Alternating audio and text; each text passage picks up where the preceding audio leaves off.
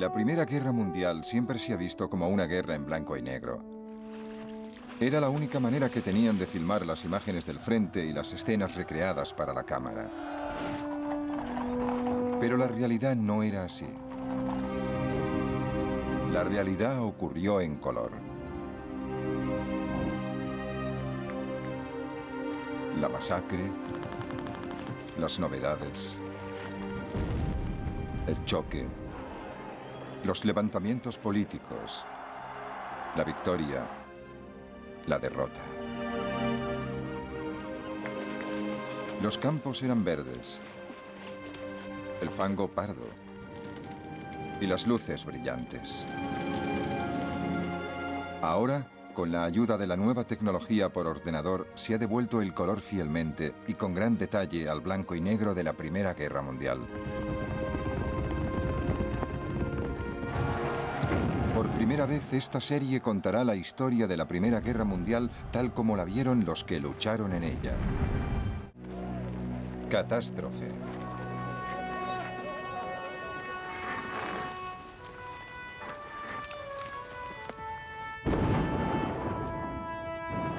La Primera Guerra Mundial fue una guerra a una escala que nadie había conocido o imaginado hasta entonces. Entre 1914 y 1918, unos 65 millones de hombres tomaron las armas. 10 millones murieron en la batalla. 20 millones quedaron irremediablemente heridos física o mentalmente.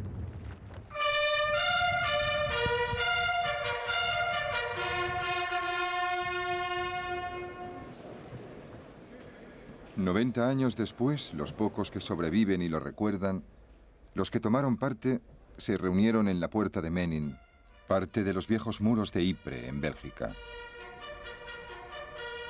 Ellos salieron con vida, pero nunca han olvidado a los que no lo lograron.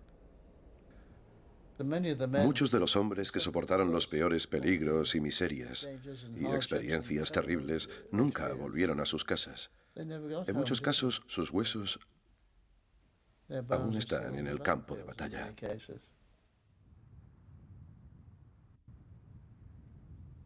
Los demás millones que murieron en esa guerra eran estadísticas para recuento de futuros historiadores. Los que importaban eran los amigos, los hombres que cada uno tenía al lado, los que estaban en la misma trinchera, los del propio escuadrón. Los 5 formábamos un pequeño grupo y eso era lo que más me preocupaba. Cuando mataban a 4 o 5. Solo recuerdo sus apodos. Maud, Alan, Jack, Jill. Es lo único que recuerdo. Ojalá recordara sus nombres. La Primera Guerra Mundial fue realmente una guerra mundial. Se luchó desde las costas de América a las costas de Asia. Fue un choque de grandes imperios que destruyó a los antiguos y dio paso a los nuevos. Las dinastías se resquebrajaron. Una familia real fue asesinada y sustituida por el terror revolucionario. Fue una guerra que cambió el sentido mismo de la guerra. Apareció una nueva expresión muy temida: saltar la trinchera. Yo siempre rezaba. Algunos chicos se burlaban de mí, pero yo siempre le pedía a Dios que me ayudara a luchar como un hombre y a volver a casa sano y salvo. Si alguna vez te dice alguien que saltó la trinchera para atacar y no tenía miedo, es un gran mentiroso. Esa guerra brutal destruyó hasta la propia tierra. No queda ni un árbol, ni un metro cuadrado de terreno que haya escapado a la mutilación. No hay más que barro y agujeros de bombas. Y en el fondo de muchos agujeros, los cadáveres. Había armas horribles, minas enormes, frentes de artillería como no se habían visto jamás. A veces me maravillo de cómo podemos soportar la tensión de esta vida. Día tras día, noche tras noche, hora tras hora, bombas pesadas cayendo a cada minuto a pocos metros de ti, casi atontándote con el ruido de la explosión.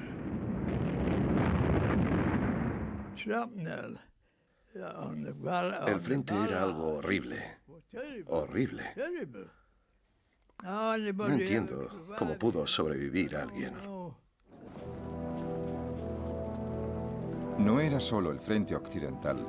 Los soldados del este de Rusia, que murieron a millones, eran los primeros que se preguntaban si todo aquello tenía sentido.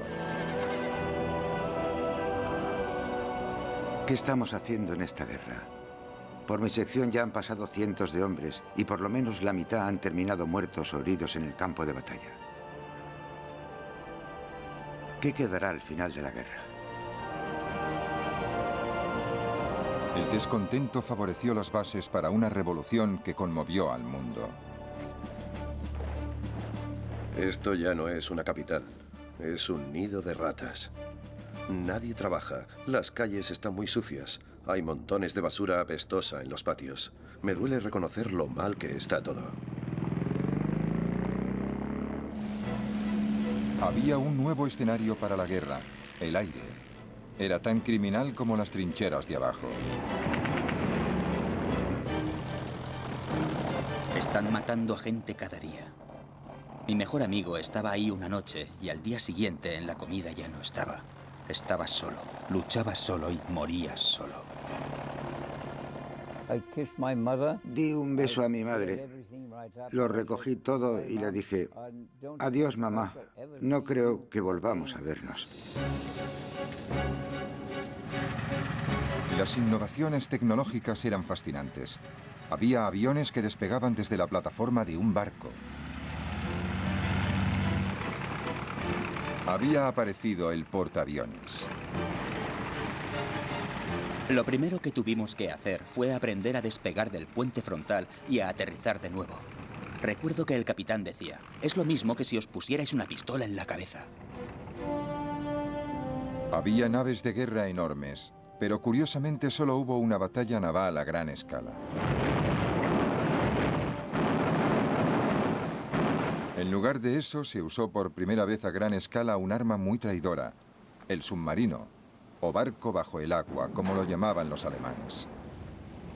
Era tremendamente destructivo.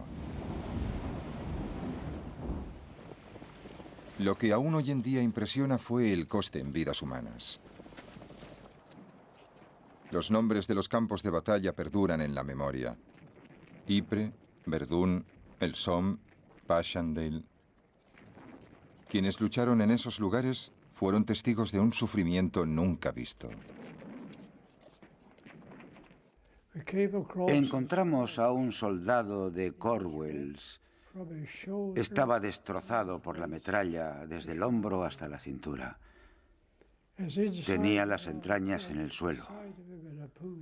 A su lado había un charco de sangre y cuando nos acercamos a él pidió que le rematáramos. Antes de poder rematarle, al cabo de 30 segundos, ya estaba muerto. Y la última palabra que dijo fue madre.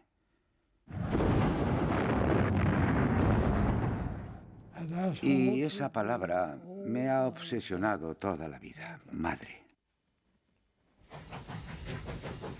Por fin, en noviembre de 1918, a las 11:11 del mes número 11, callaron las armas. Todo se detuvo. Y quedó algo que solo puedo definir como un silencio mortal. Y todos nos quedamos quietos. Nos miramos unos a otros porque de repente nos dimos cuenta de que no teníamos objetivos, no teníamos nada que hacer. Al final de la guerra, los humanos habían vivido la experiencia más devastadora de la historia. Y dentro de esa experiencia, una pequeña decisión humana pudo cambiar una vida. Vi que el alemán venía hacia mí y pensé, no puedo matarlo, no quiero matarlo. Recuerdo que cuando me alisté en el ejército, juré servir al rey y a mi país.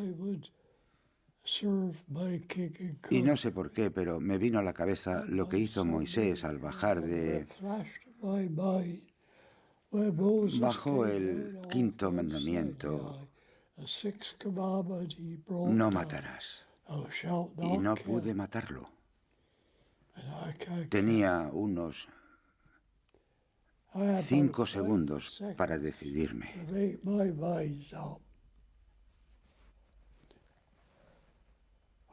Le disparé por encima del pie y por encima de la rodilla. Le tumbé, pero no le maté.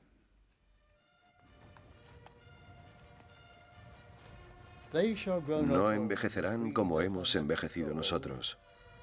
La edad no les agotará, ni los años les condenarán.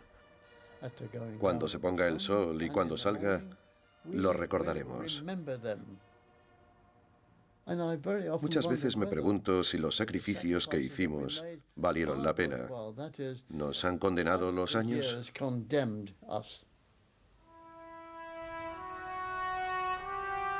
Pero ¿cómo empezó todo? Se convirtió en una guerra de millones de personas, y en cambio el principio fue como el pinchazo de una aguja, la bala de un asesino en un país lejano que cambiaría el mundo.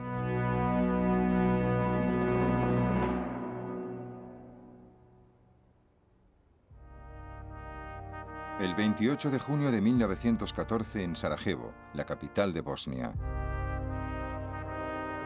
Lanzan una bomba a un coche.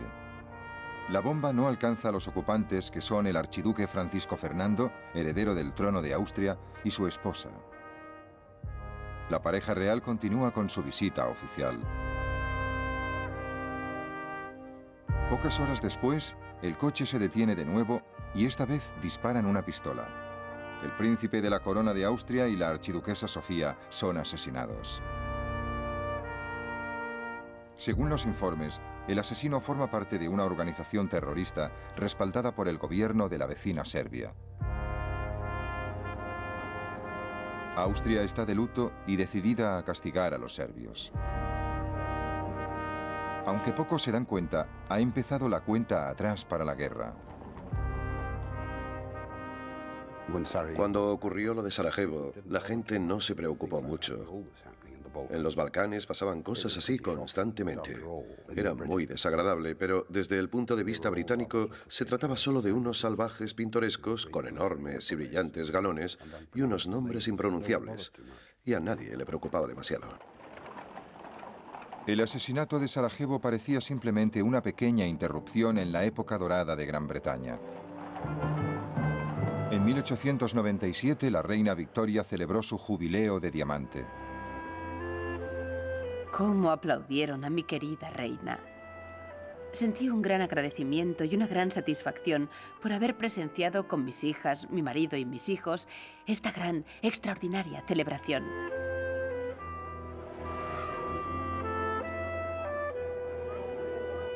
El imperio de la reina Victoria abarcaba una sexta parte del mundo.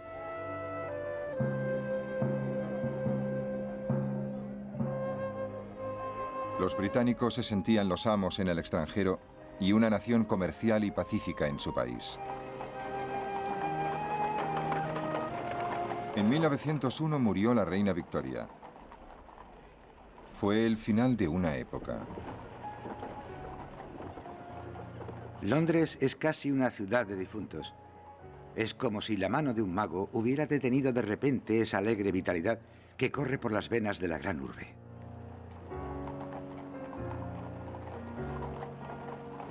El ritmo del paso de los soldados, la música de la marcha funeral de Chopin y el redoble de los tambores. Era como si todo el mundo en Inglaterra hubiera perdido a su padre y a su madre. Pero la supremacía británica parecía asegurada. Solo una amenaza aparentemente pequeña se cernía sobre la Pax Británica: Alemania. Era un país unificado solamente desde 1871 y una potencia pujante en Europa, dirigida por el ambicioso Kaiser Guillermo II. Desde que se convirtió en emperador en 1888, el Kaiser estaba decidido a usar la nueva potencia industrial alemana para crear un imperio de ultramar. Para ganar ese imperio primero y conservarlo después, necesitaba una armada. Las ambiciones del Kaiser preocupaban a los británicos y las dos naciones empezaron a competir en una carrera de armamento naval. En 1908, en una entrevista para el Daily Telegraph, el Kaiser decía que solo estaba imitando a las demás potencias imperiales. Alemania es un imperio joven y pujante. Tiene un comercio internacional que se expande rápidamente y al que las legítimas ambiciones de los patriotas alemanes se niegan a poner límites. Alemania debe tener una flota poderosa para proteger ese comercio.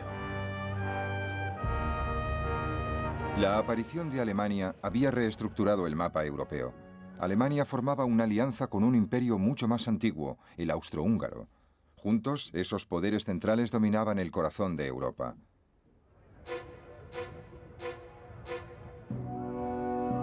Pero la dinastía austríaca de los Habsburgo se estaba pudriendo desde dentro. Hasta los miembros de la familia real lo sabían. La fe en su propia importancia que perdura entre los Habsburgo pesa como una losa sobre Austria y es la causa de su decadencia moral.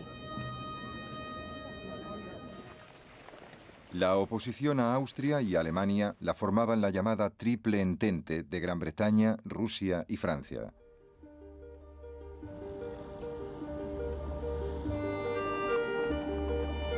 Francia había quedado destrozada por las revoluciones y fue derrotada por los prusianos en la guerra de 1870. Pero París seguía siendo la ciudad con más encanto del mundo. Siempre la recordaré como una ciudad maravillosa, donde vale la pena vivir durante 4 o 5 meses al año, aunque solo sea para mejorar la mente en una atmósfera intelectual y artística sin parangón. Rusia estaba gobernada por su autocrático emperador, el zar Nicolás II.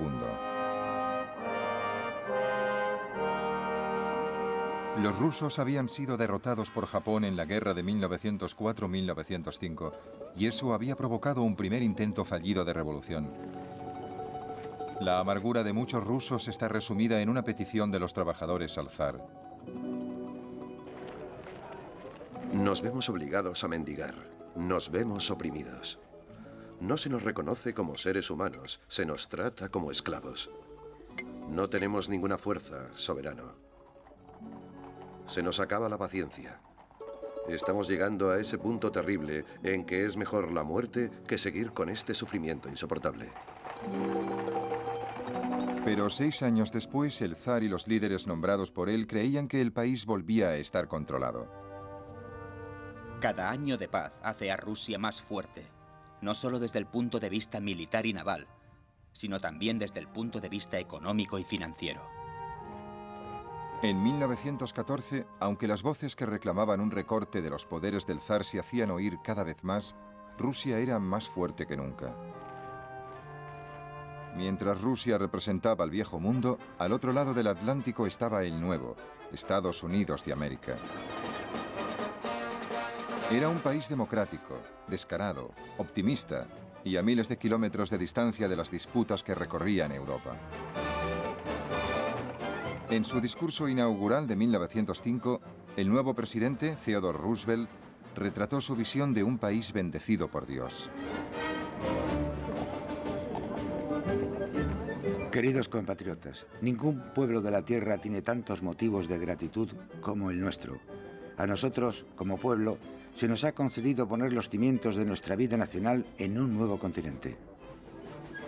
Somos los herederos de la historia y, en cambio, no tenemos que sufrir ninguno de los inconvenientes que impone a los países más antiguos la mano muerta de una civilización desaparecida. En 1914, Estados Unidos se hallaba a años luz de distancia del conflicto que estaba a punto de devorar Europa. El 28 de julio, exactamente un mes después del asesinato del príncipe Fernando por nacionalistas serbios, según los austríacos, Austria declaró la guerra a Serbia como venganza. Los austríacos se entusiasmaron, pero el complejo juego de alianzas europeas iba a desencadenar una catástrofe imparable. Salió a relucir todo el juego de las relaciones europeas. Resultó que Rusia era aliada de Francia, que nosotros éramos aliados de Francia y que Alemania era aliada del Imperio Austrohúngaro. Y estas relaciones, en lugar de frenar el proceso de la guerra, en cierto modo fueron las que llevaron al estallido del conflicto. Cuando el ejército austríaco invadió Serbia, los alemanes advirtieron a Rusia que si intervenía en la guerra a favor de los serbios, Alemania entraría en guerra con Rusia.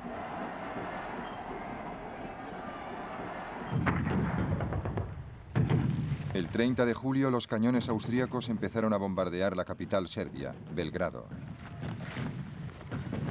Los serbios se volvieron a Rusia pidiendo ayuda. Los rusos eran protectores de los serbios y de todos los pueblos eslavos de los Balcanes, y no podían quedarse al margen si Austria amenazaba a Serbia. Y así, Rusia se vio arrastrada a una crisis internacional. Igual que los austríacos, los soldados rusos estaban impacientes por luchar. El espíritu de los soldados es excelente. Están animados por la firme creencia en la verdad y el honor de su causa. Y por suerte, no hay ningún motivo de nerviosismo o ansiedad.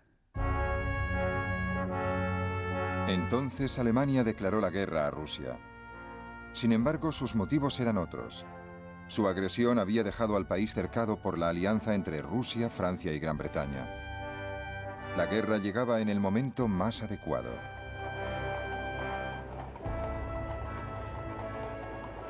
El pueblo empezó a pensar en lo que le esperaba.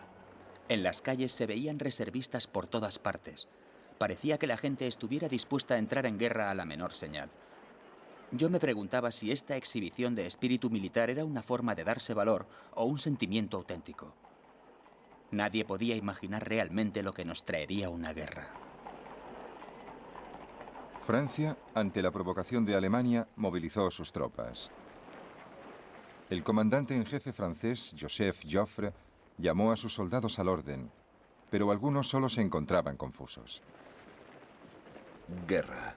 Todo el mundo lo sabe. Todo el mundo lo dice. Sería una locura no creerlo. Guerra. La gran guerra europea. No, no puede ser verdad.